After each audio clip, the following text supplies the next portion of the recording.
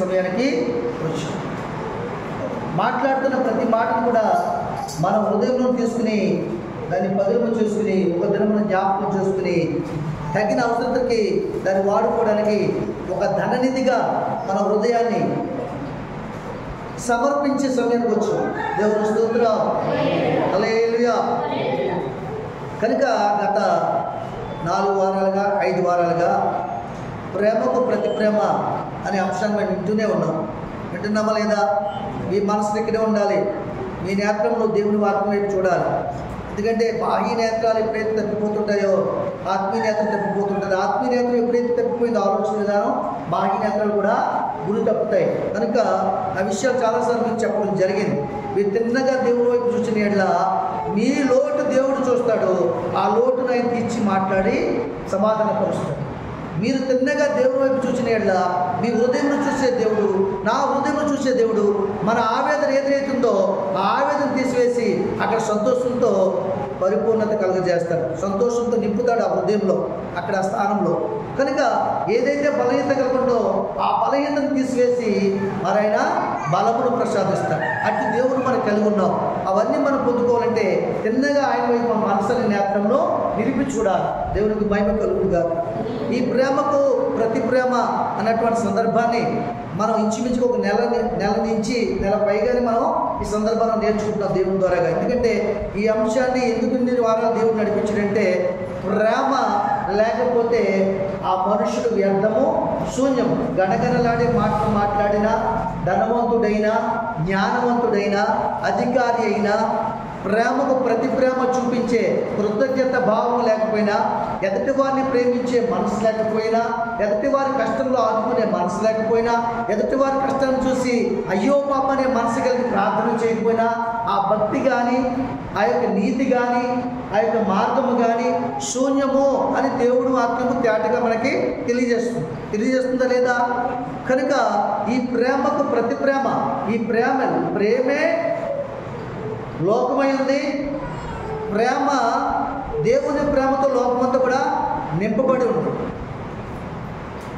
ప్రేమే దేవుని స్వారూప్యమై ఉంది కదా. మరి పరిశుద్ధ గ్రంథం చూసుకున్నట్లయితే ఆదికాండం మొదలుకొని ప్రకటన గ్రంథం వరకు చూసుకున్నట్లయితే ఈజ్వల్ టు మీకు తెలియదు ఏంటంటే ప్రేమ తప్ప మరేది కూడా తేలదు.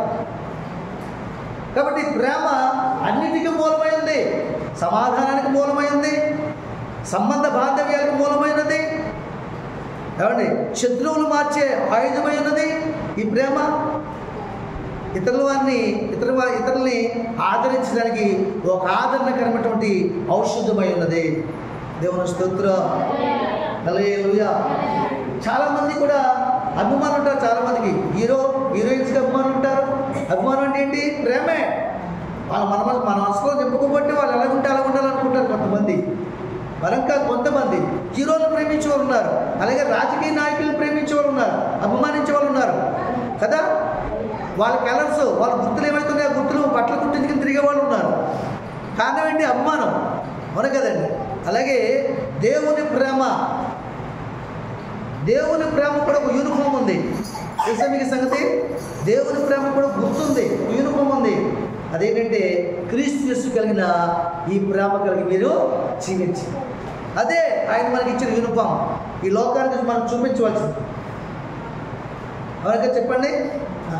ఒక స్కూల్కి యూనిఫామ్ వేసుకెళ్ళిపోయినా, కంపెనీకి స్కూల్ యూనిఫామ్ వేసుకెళ్ళిపోయినా మాస్టర్ గారు అడుగుతారు యూనిఫామ్ ఏదని. అడుగుతారా?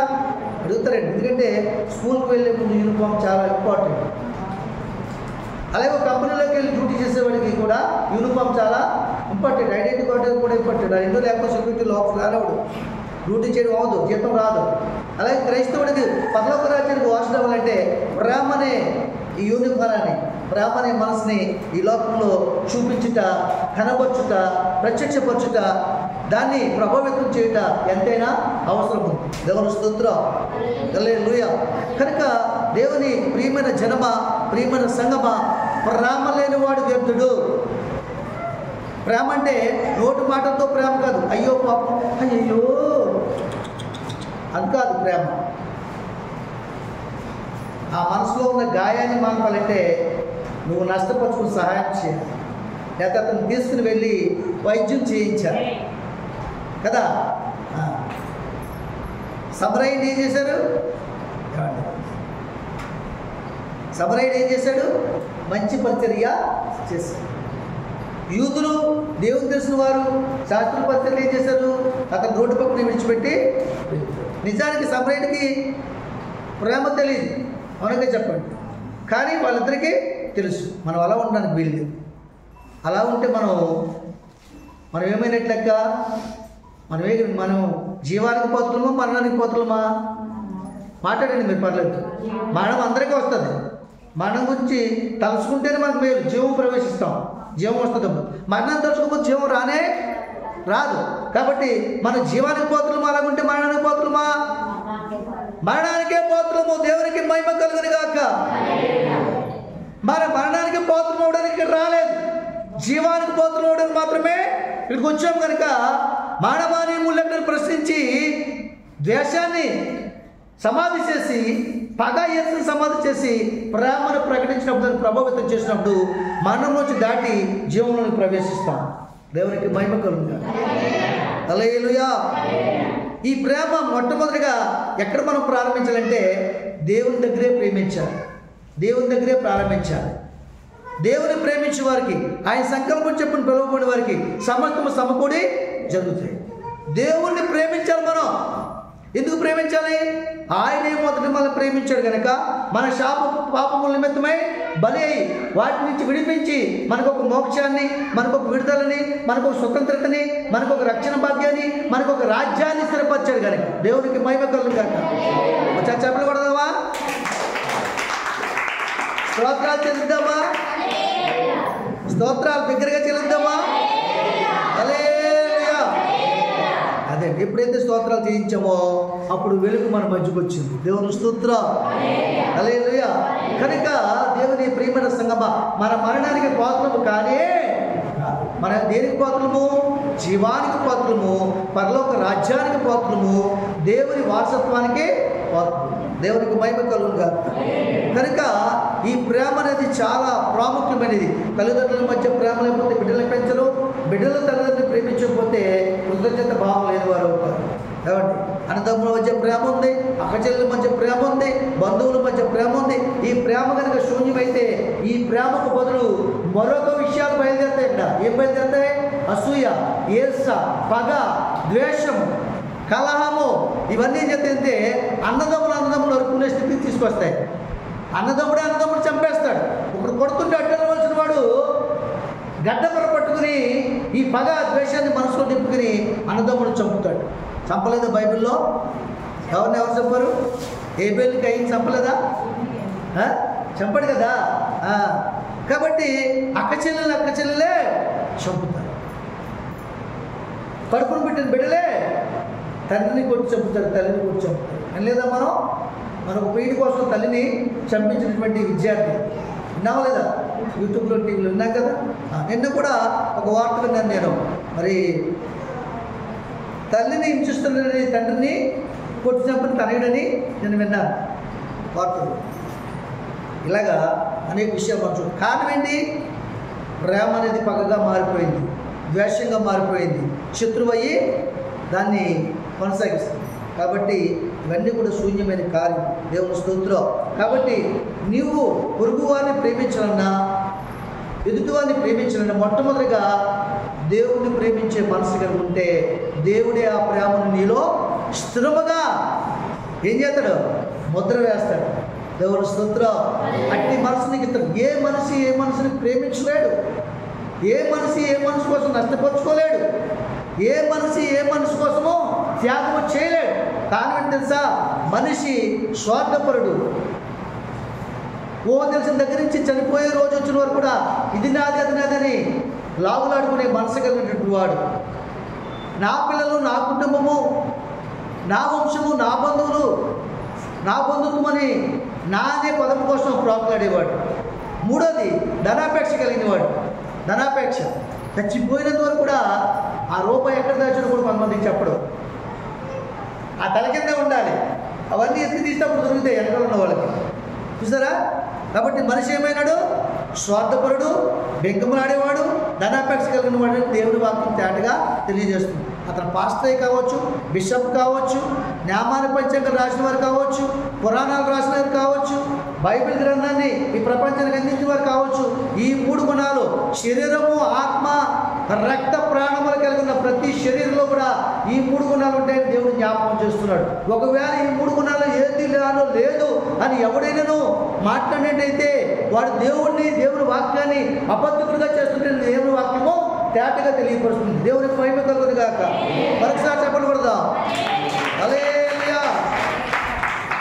కాబట్టి ఈ 3 క్రైస్తవులు అవనివ్వండి, హిందువులు అవనివ్వండి, బౌద్ధులు అవనివ్వండి, జైనులు అవనివ్వండి, సిక్కులు అవనివ్వండి, ముస్లిమ్స్ అవనివ్వండి, ఎవరైనాను శరీరంతో ఉన్న ప్రతి ఒక్కరిలో ఈ 3 గుణాలు ఉంటాయి. ఏంటా 3 గుణాలు? మొదటిది స్వార్థము, రెండోది ధనాపేక్ష, మూడోది ఇది నాది అది నాది లాగులాడుకునే మనసు. ఈ 3 ప్రతి మనిషిలో ఉంటాయి. దానికి ఆడవారు, మగవారు, చిన్నపిల్లలు, పెద్దవాళ్ళని తేడా లేనే లేదు. మనసుగా ఉన్న ప్రతి మనుషులను కూడా అవి ఆయుధములుగా ఉంటాయి. దేవునికి మహిమ కలుగునుగా.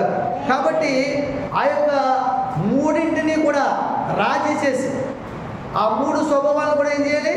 రాజీ చేసి, వాటిని సంబంధింపగల మనసును కలగచేసి, వాటిని సమాధానపరిచి, ఇది నీకు తగదని చెప్పి, ఆ 3 కూడా దేవుని ప్రేమని ఇంజెక్ట్ చేసి, వాక్యాన్ని ఇంజెక్ట్ చేసి, ఆయన ఎలా ప్రేమించాడో, ఆయన ఎలాగా మన పట్ల తన ప్రేమని వెల్లడి చేశాడో, వెల్లడిపరిచాడో, ఎలా ప్రభావితం చేశాడో, ఈ ప్రపంచాన్ని ఏ విధంగా ప్రేమించాడో అన్నటువంటి విషయాల్ని ఈ 3 గుణాలకి కూడా నేర్పి వాటిని సంబంధపరిచి దేవుని ప్రేమించే మనసు నీకు ఉన్నప్పుడు వాటిలో ఉన్నటువంటి స్వభావాన్ని అంతకంతగా తగ్గించుకుని వచ్చినప్పుడే దేవుని ప్రేమ నీలో నిలుచుంటుంది. ఆ నిలుచున్న ప్రేమ ఇతరులకు కార్యాలు చేస్తుంది. స్వార్థపూరితంగా మాట్లాడనివ్వదు, యథార్థంగా మాట్లాడుతుంది, న్యాయం తప్పుకోకుండా చేస్తుంది. వ్యక్తి వారి విషయం వచ్చినప్పుడు మంచి అన్యాయంగా, నీ విషయం వచ్చినప్పటికి, నీ బిడ్డల విషయం వచ్చినప్పటికి, నీ కుటుంబాల విషయం వచ్చినప్పటికేమో న్యాయంగాను ప్రవర్తించే మనసు నీకు ఉండనే ఉండదు. అట్టి మనసు దేవుడిని కలగ చేయాలంటే, అట్టి మనసును నీకు మార్చాలంటే, దేవుడు అట్టి స్వార్థపూరితమైన మనసును తీసివేయాలంటే, న్యాయమైన మనసును కనపరచాలంటే దేవుడే నీ హృదయంలో నివాసము చేయాలి. దేవుడే నీ హృదయంలో నివాసం చేయాలని, ఆకాశం పట్టించాలని దేవుడు నీ గుప్పిడి హృదయంలోకి వచ్చే నివాసము చేయలేడా? చేయగలడు. ఆయన ఏ రూపంగా చేయగలంటే వాక్య రూపంలో నిలుచుండగలడు. చెప్పలు కొడతాం ఒకసారి. హల్లెలూయా. వాక్య రూపంలో నిలుచుండగలడు. ఆయన ఆకాశమైన సింహాసనం, భూమిని బాధపెట్టు, ఆయన ఎలాగొచ్చి నీ పిడికల హృదయంలో నివసించగలడు. కానీ ఆయన వాక్కు ద్వారా నివసించగలడు. ఆయన వాక్కు నీ హృదయంలో ఎప్పుడైతే నివాసం చేస్తుందో, నా యందు మీరు మాటలను, నా మాటలు మీ యందును, మీరు నా యందు నిలిచినట్లా మీకు ఏది ఇష్టమో అడగండి. ఒకరు ప్రేమించాలనుకుంటున్నావా? ఒకరు సహాయం చేయాలనుకుంటున్నావా? ఒకరు గాయాన్ని కట్టాలనుకుంటున్నావా? ఒకరికొరకు ప్రార్థన చేయాలనుకుంటున్నావా? వారిని మార్చాలనుకుంటున్నావా? ఒకరు స్వార్థ చేయాలనుకుంటున్నావా? ఒకరికి సత్సంబంధాన్ని కుదర్చాలనుకుంటున్నావా? మరి ఎన్నాళ్ళ నుంచో విరోధ భావం కలిగినటువంటి 2 కుటుంబాన్ని ఏకం చేయాలనుకుంటున్నావా? ఏదైనా సరే నీ వల్ల అగినట్లుగా దేవుడు నీ హృదయంలో ఆయుధంగా భావిస్తాడు. దేవునికి మహిమ. హల్లెలూయా. కనుక ఈ ప్రేమకు ప్రతి ప్రేమ అనేది చాలా ప్రాముఖ్యమైనది. అసలు ప్రేమే ఈ ప్రపంచాన్ని నడిపిస్తుంది. అధికారులు మనం ప్రేమించింది ఉపయోగకరమైనటువంటి ఈవులు మనకి ఇస్తున్నారే. మనం ఎన్నుకున్న అధికారులు, మన ప్రభుత్వం, మన ఇండియా ప్రభుత్వం మనం ప్రేమించి ఎంతోమంది మనకు సహాయం చేస్తున్నారే. ఎవరో ఆపదలు ఉంటే, యుద్ధాలు ఉంటే మన ఇండియా గవర్నమెంట్ ఎంతో సహాయం చేస్తుంది. ఇదంతా దేనివల్ల చేస్తుంది? ప్రేమ. ఈ రాత్రి కనుక ప్రధానమంత్రి గారి మనసులో ఒక ద్వేషం మన మీద పుట్టుకొచ్చి ఒక మాట కనుక జారి అమెరికా దేశంతో యుద్ధ పోరాటానికి ఒప్పుకున్నట్లయితే తెల్లారేటప్పటికి రేపు సాయంకాలం శ్మశానం అవుతుంది ఇండియా. దేవునికి మహిమ కనుక. ఎస్, ఆయనకి ఇండియా అంటే ప్రేమ. ప్రజలను మనం ప్రేమించి అధికారం చేశారు కాబట్టి ఇండియాను మనం ప్రేమించాలి, దాన్ని పోషించాలి, దాన్ని అభివృద్ధి చేయాలి, దాన్ని సంరక్షించాలి అన్నటువంటి ప్రేమ కలిగి ఆయన ఎన్నో అవరోధాలు ఎదుర్కొని, ఎన్నో సమస్యలు ఎదుర్కొని కూడా ఆయన ప్రేమ కలిగి పరిపాలన చేస్తున్నారు. ఆ ప్రేమని అనేక దేశాలు పంచుతున్నారు మరి ఆపదలు ఉన్నప్పుడు. కాబట్టి అనేక దేశాలు మన దేశాలు కూడా ప్రేమిస్తున్నాయి. రాయితీలు తగ్గిస్తున్నాయి, పన్నులు తగ్గిస్తున్నాయి, వాళ్ళ దగ్గర ఉన్నటువంటి నిధులు మనకి ఇస్తున్నాయి, మన దగ్గర నిధులు వాళ్ళు తీసుకుంటున్నారు, ప్రత్యుపకారం చేసుకుంటున్నారు. ప్రేమకు ప్రతి ప్రేమ. ఇది లేకపోతే ప్రపంచాలు శూన్యమైపోతుంది. కుటుంబాలు శూన్యమైపోతాయి.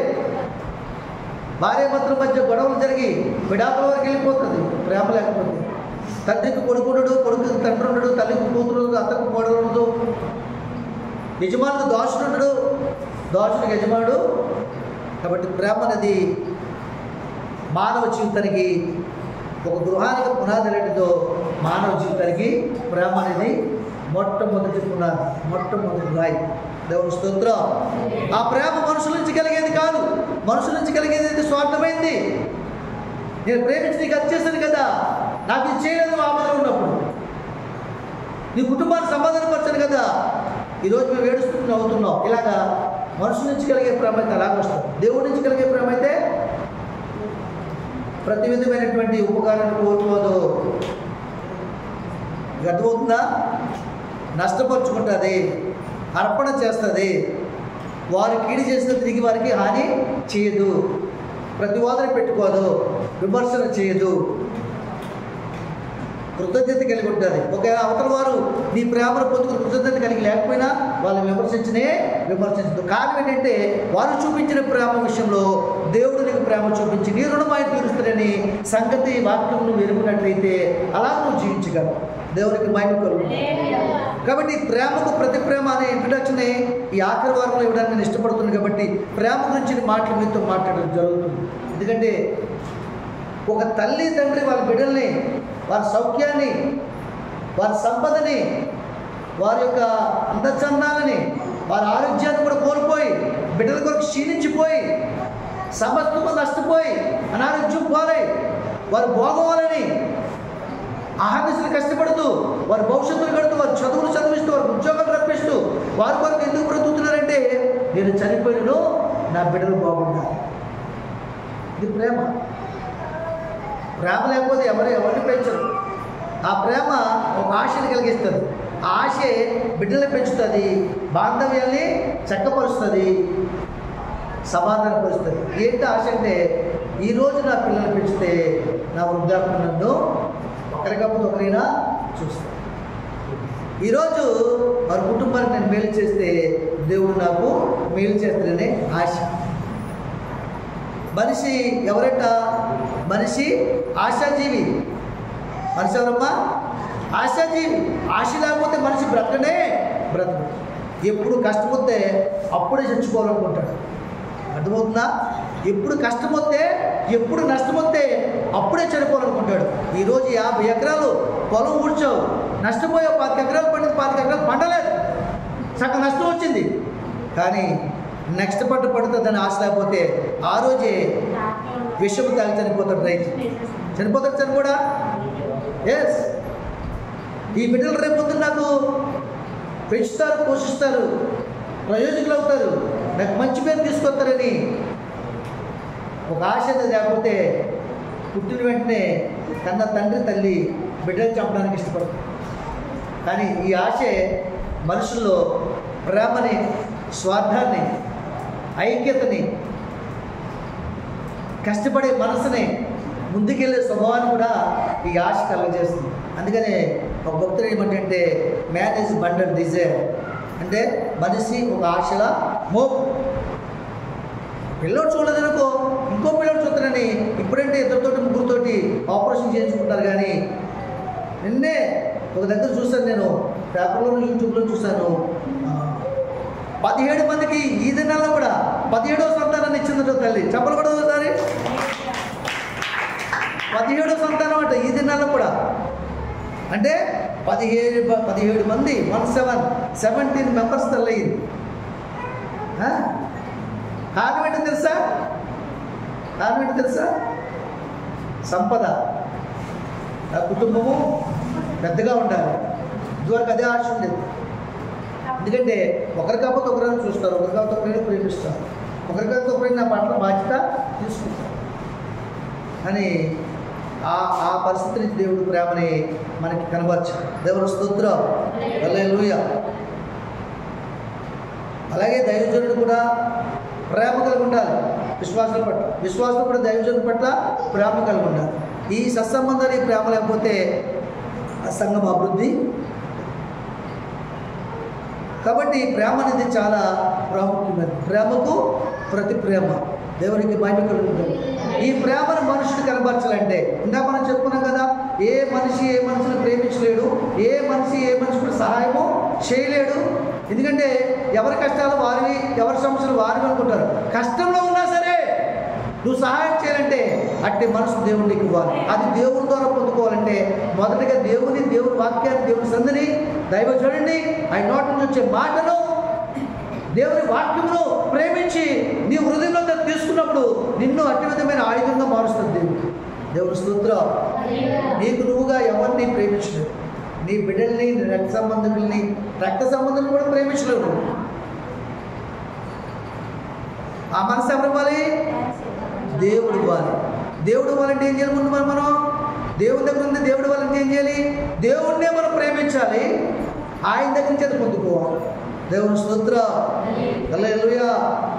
ఒక షాప్లోకి వెళ్ళి ఒక మంచి శారీ కానీ ఒక మంచి ఇష్టమైన వస్తువు కానీ కొనుక్కోవాలనుకోండి, మనం ఏం చేయాలి? మొట్టమొదటి దాన్ని మనం చూడాలి, దాన్ని ఆకర్షించాలి, అది మన మనసుకి ఇష్టపడాలి. అప్పుడు మనకున్న ధనాన్ని ఆ యజమానికి ఇవ్వాలి. అప్పుడు అది మన సొంతం అవుతుంది. అవునా?